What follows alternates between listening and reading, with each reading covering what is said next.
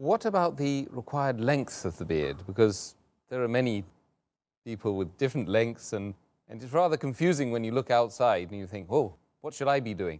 What did the Prophet Muhammad do? As far as the length of the beard is concerned, the scholars are divided. They have different opinions. And as for what is the length of the beard, there are two opinions. One group of scholars say that because the hadith of Sahih Bukhari, volume number 7, book of dress, hadith number 5892 says, the Prophet said, do the opposite of what the pagans do. Keep the beard and trim your mustaches. So because the commandment is keep the beard, that means they say that it should be kept. That's it. And the second hadith of Sahih Bukhari, volume number 7, book of dress, hadith number 5893 says that cut your mustaches short and grow the beard. So the first group of scholars say grow the beard means keep on growing. You should not touch it. Keep the beard means let it be. Therefore, you should not at all, neither trim the beard, nothing at all. You should let it grow as much as possible. This is their view. But if you read, there is not a single Sahih hadith which speaks about the length of the beard of the Prophet. Not a single Sahih hadith. There's not a single Sahih hadith.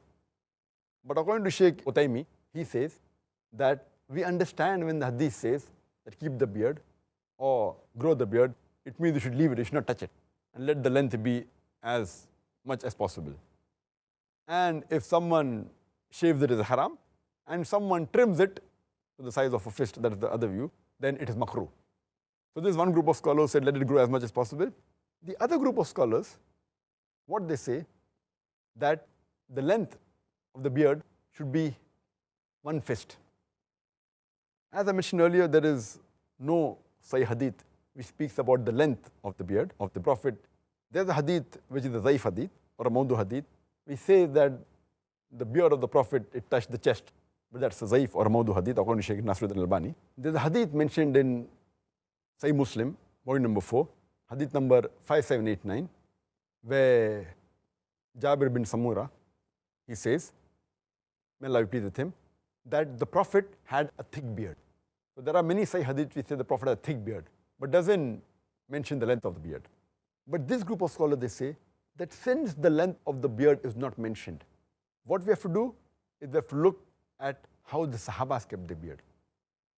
The length is not mentioned, so we have to look at the Sahabas, because the Prophet said, if you don't find in my example, then look at the people around me in this generation, at the companions, Sahabas. And when we look at the Sahabas, we find several authentic hadith, more than 10 Sahih hadith, which say that the Sahaba, they kept their beard at the length of one fist. And whatever was below the one fist, they trimmed the beard. Including Ibn Umar, may Allah be pleased with him, Ibn Abbas, may Allah be pleased with him, Abu Huraira, may Allah be pleased with him. All these Sahabas which are very close to the Prophet, they trimmed their beard. Even those Sahaba who narrated the same hadith, Ibn Umar, may Allah be pleased with him, hadith of Sahih Bukhari, volume number 7, book of Death, hadith number 5892. Ibn Umar, may Allah be pleased with him, who narrated the hadith, that the Prophet said that do opposite of what the pagans do. Keep the beard and trim your mustaches. Immediately after that, the hadith continues and says that whenever Ibn Umar, may Allah be pleased with him, used to go for Umrah and Hajj.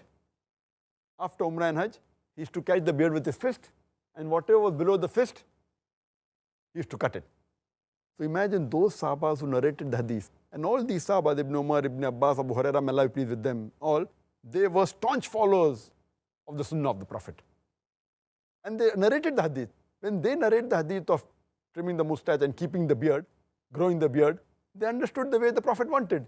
So why did they trim the beard? If the view of the first group of scholars is right, that keep on growing, growing means how to grow? The way the Prophet grew.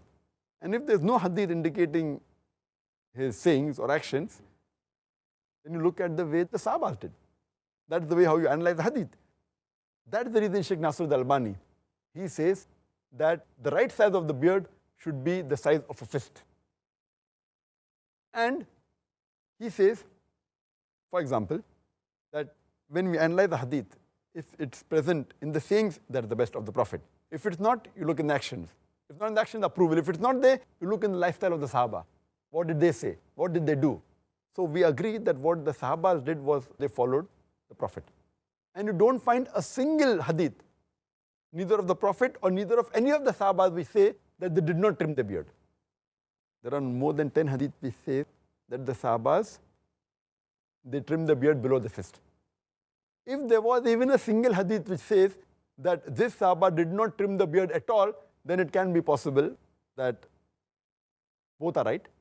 Because there's not a single hadith on the other side saying that the Sahaba never trimmed the beard, but there are no less than 10 Sahih hadith which say that the Sahabas below the fist, they trim the beard. According to Sheikh Nasr al-Albani, it is fard to trim the beard below the fist. It is fard. And anyone who keeps a beard more than the fist length, it is makruh according to him. Makruh, detestable. So this is a strong fatwa given by Sheikh Nasr al-Albani. He's very staunch. And I personally agree with his view because there is evidence in the lifestyle of the Sahaba. And he further says in his book, and he writes that why it should be the length of one fist. He said, besides the Sahabas, many examples we find who kept one fist and cut below one fist the beard.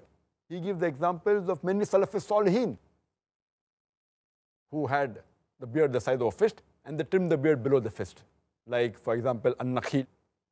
We have examples of Imam Malik, Imam Ibn Hanbal. All these great Salafis Salihin, they trimmed the beard below the fist.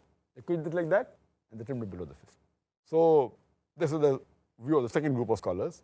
And I agree more with the group of scholars, including Sheikh Nasr al-Albani, that the right size is the size of the fist and the rest, Allahu Alam.